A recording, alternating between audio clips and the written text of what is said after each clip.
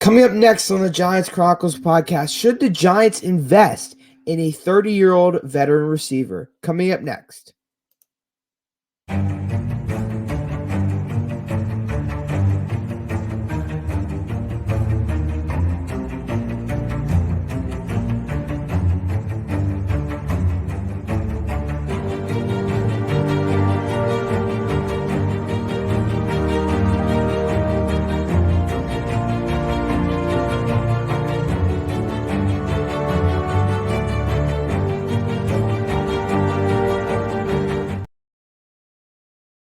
What's going on, everybody? Welcome back to the Giants Chronicles podcast. I'm your host, Gabe, and today we are going to be talking about recently released DeAndre Hopkins, who has been regarded as one of the highest talented wide receiver in the league in the past. But I'm going to give you some reasons why the Giants should invest in DeAndre Hopkins, why they shouldn't. And I think, it could go either way. But at the end, I'll form my own opinion on it, and then I will obviously share that with you guys. So DeAndre Hopkins obviously was released by the Cardinals this past week. And obviously, anytime a player of his high of a name gets released, there's a lot of talk. Should he come to your team? Should he come to my team? Kind of stuff like that. And that's when we're really talking. We're going to talk about the positives, the negatives of DeAndre Hopkins. So DeAndre Hopkins is coming off of a year with the Arizona Cardinals in which he just didn't seem like himself. Obviously, he's gotten older. He's 30 years old currently, and there's a lot of talk about, is D-Hop still the same old D-Hop? And that's really what I want to talk to you about, but we're going to just bring in stats first. In 2022 with the Arizona Cardinals, he still produced pretty well in the limited games he played. Played 9 games, started 9 games, 96 targets, 64 receptions, 717 yards, and 11.2 yards per reception. He also had 3 touchdowns, and the longest ball he caught this year was 33 yards.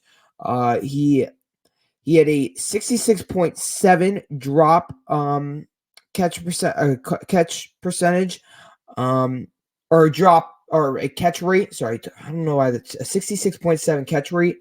So all in all, for playing 9 games, D-Hop had a pretty good year. I believe he served a 10-game suspension, or not a 6-game suspension in the beginning of the year, due to violating the league's performance-enhancing drug rules.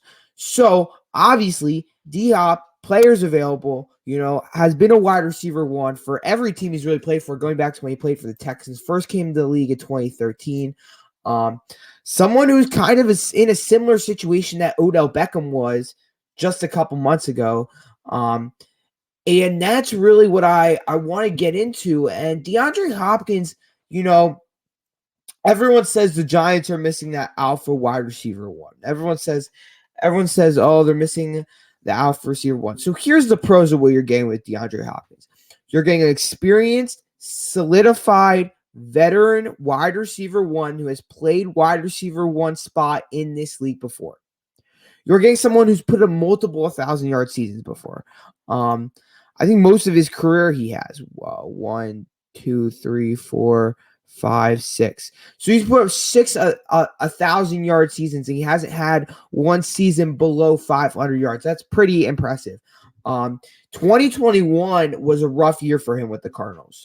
That's an interesting year in which D-Hop just didn't look the same. I believe he got injured.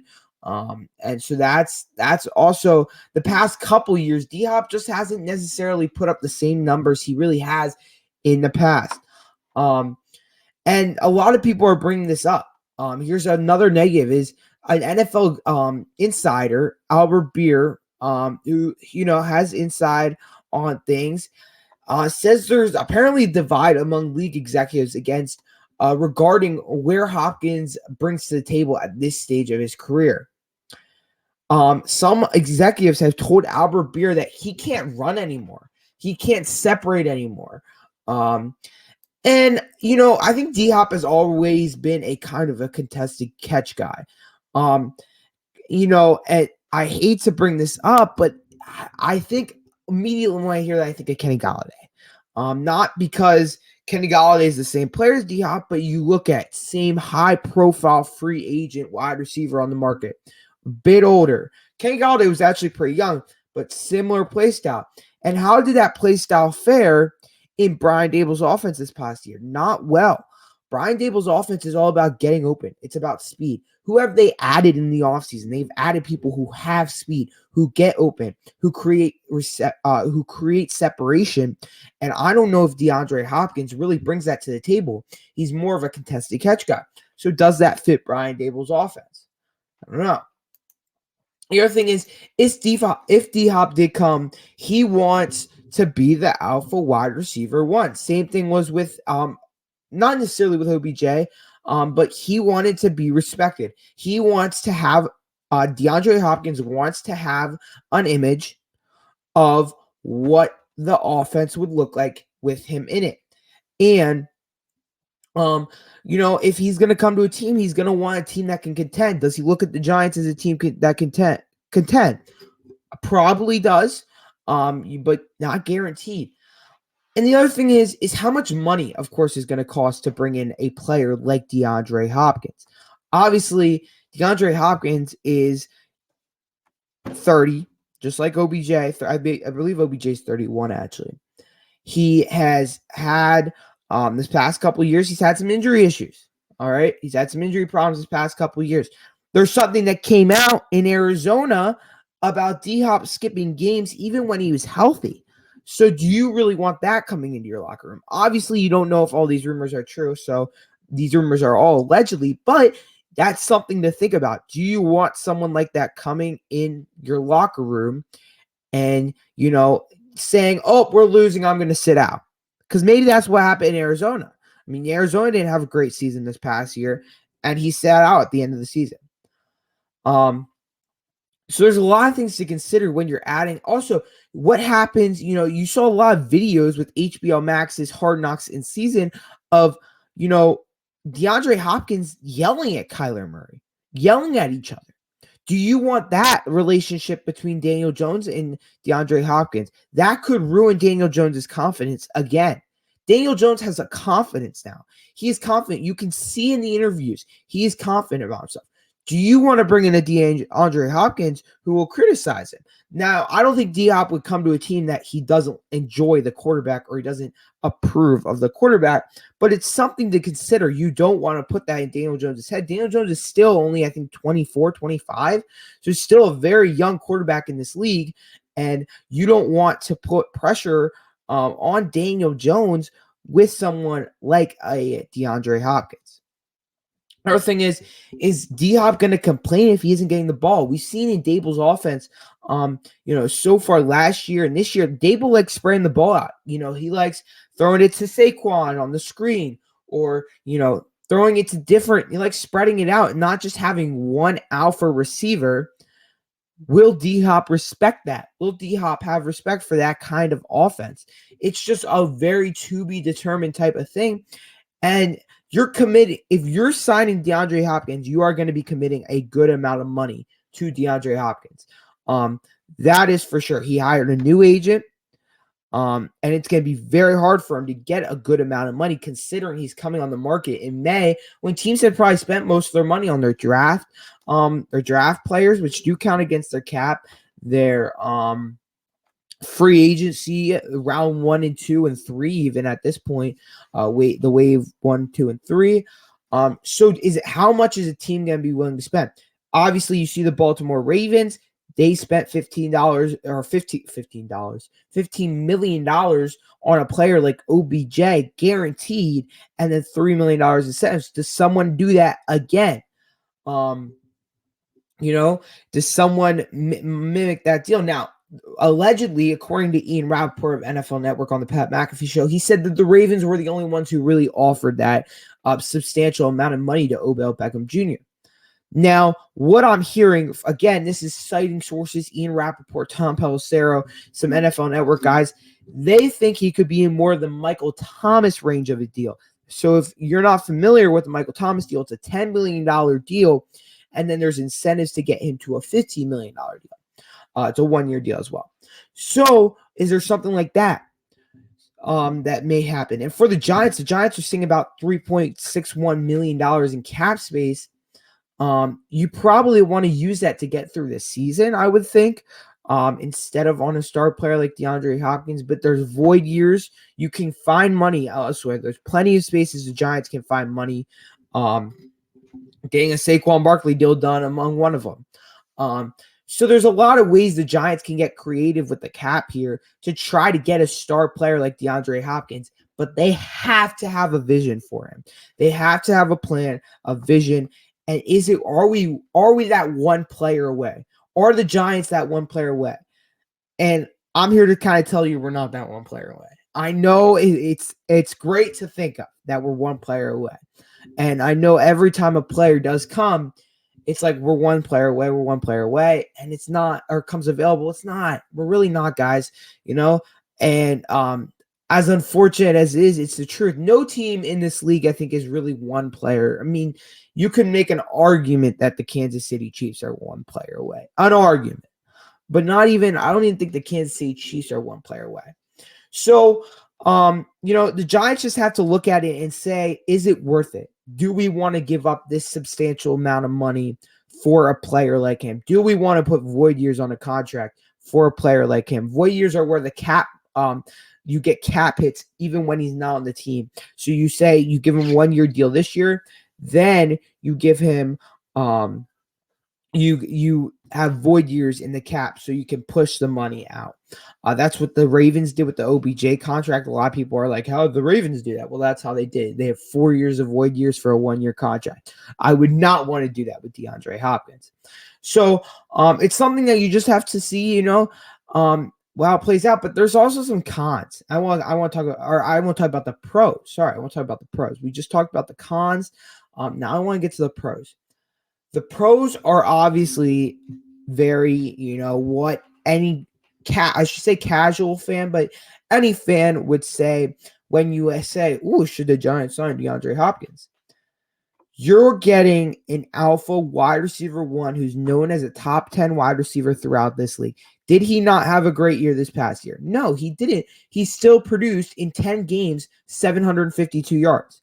That is not numbers you're looking at and saying, oh, so disappointing. That's more than most Giants receivers. I think Slayton might be the closest to him in that yards amount.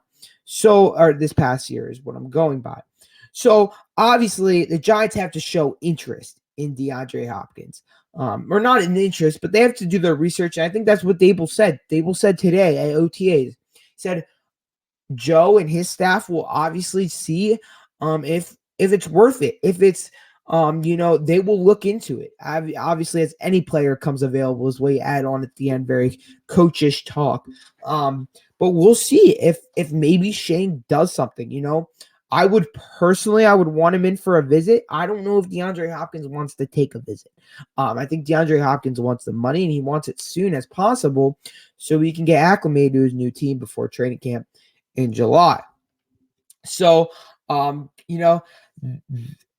the other pro is the Giants offense could have a really good offense this year if you added DeAndre Hopkins to the mix. Obviously, you have Evan Neal at right tackle. Bit of a question mark. Does he get better in year two? Obviously, you're hoping so. Obviously, you would think so, but we'll see. You have the additions of Darren Waller and Paris Campbell. Could you imagine an offense with Saquon Barkley, Isaiah Hodgins, Darius Slayton, Jalen Hyatt? I mean, Saquon Barkley. I mean, the list goes on how good this offense could be if you added a DeAndre Hopkins. He's someone who teams have to respect. Teams have to put a good guy on. He could bring the attention away from a player like Darren Waller. You saw this in Las Vegas when Darren Waller was there. Teams would put cornerbacks on Darren Waller. So does maybe getting a DeAndre Hopkins put a little pressure off Darren Waller, draw some attention to DeAndre Hopkins? It's something to think about. Now, in the Giants situation, I think about a player like Yannick Ngakoue. Ngakwe, I think is his name. Edge rusher, had 9.5 sacks for the Colts this past year. He's still available. Probably one of the best free agents still available. He's one of the best going into the free agency period. Is he someone you rather spend the money on? That's what you have to think about. The Giants don't have that solidified edge rusher. Or that second solidified edge rusher. You have Kayvon Thibodeau, and then you have Azeez Ojulari, who I never thought we'd be saying this year, but is a bit of a question mark if you think about it. He was injured this past year. Wasn't reliable. He was good when he was on the field, but he was injured. He was injured a lot this past year. He got injured, came back, and then he got injured again in the playoffs. You need someone behind him who is decent. You have Jihad Ward, who obviously Wink loves Jihad Ward, brings a lot of energy to the defense, but Jihad Ward isn't that great. He's a solid run stopper, not a great pass rusher. Do you want Jihad Ward to be your third edge rusher again? I don't think so. I think you want to look at someone like Unique Walkway, who is young still. I'm not young. I think he's in his late 20s or early 30s. Not young, but still has some juice left in the tank. Produced 9.5 sacks for the Colts this past year. Someone you could bring in, be a solid third edge rusher who's really important. If you look at any of the Giants Super Bowl teams or teams that have been really successful, they've had a stacked defensive line. And obviously we've added pieces like Ashawn Robinson, Nacho. Who else can we add? Unique Ngakwe could come in and also provide another edge rusher to help on the edge on this pass rush. So that's something you got to think about. Where would you rather spend the money? Would you rather spend the money on an edge rusher? Probably more of a position of need. The Giants have a lot of depth at receiver right now, guys. It is going to be a competition in training camp. Do you really want to take away from that competition by adding another piece in DeAndre Hopkins? So obviously, see how it pans out, guys. Obviously, it's all to be determined. And we'll see where DeAndre Hopkins ultimately ends up. But my final opinion, guys, is I think personally, I'd rather spend the money on a third edge rusher. I know it's not sexy like a DeAndre Hopkins signing, but it would be a very solid signing late in free agency that not a lot of people would expect the Giants to do. Obviously, there's not a lot of talk about him right now. I think it's kind of under the radar. Someone you could get on a really good deal late here in free agency period. But guys, obviously this is my first episode in a couple weeks. So now we get to the part of the podcast where it's channel updates and your Giants updates and all of that. So welcome back. I know it's been a couple minutes or it's been a minute since I've been here. I took a break after the draft. I decided, I did those 3 draft live streams. Hopefully you tuned into those. If you didn't, go check them out. A lot of sitting around, but a lot of interaction. Day 1 especially was very fun. We were all on, and all the boys were on. Danny, Greedy D, Austin, Greedy D, Mike, TMGF _26. Go check them out. But obviously, that was a fun experience, and I'm hoping I do it again next year, guys. We'll see if the numbers are still there this year. I believe I received okay numbers, but I didn't promote it that well. So we'll see if we do that again next year. But guys, if you were there, I appreciate every single one of you. Even if you just stopped in for a couple minutes before or after, during, whatever. The Giants obviously had a heck of a draft, and it was a very exciting one for the New York Giants. So thank you for that. And now we're going to swing right back into content. Training camp's coming up in July. So obviously there will be a lot of news. OTAs are going on right now. I'll have a 53-man roster prediction coming in the next couple weeks. I'm hoping to get some guests on, some reporters, maybe some players mixed in there. Hopefully we have some of that coming. And I'm working on all that, guys. So I appreciate every single one of you. Saquon Barkley situation. We'll do a video on that coming up again soon. I hate doing that because a lot of people are doing that, but obviously there's a lot going on with that situation right now, and it's probably something you need to address as a Giants fan, something you need to come reality with. And we'll talk about that in the next video. But I appreciate every single one of you. I hope you guys have a great rest of your week and a great weekend, and we'll be back next week. hopefully maybe with a special guest or with our 53-man roster prediction here on the Giants Chronicles podcast. And with that, as always, guys, I'm your host, Gabe, checking out. Let's go, Big Blue.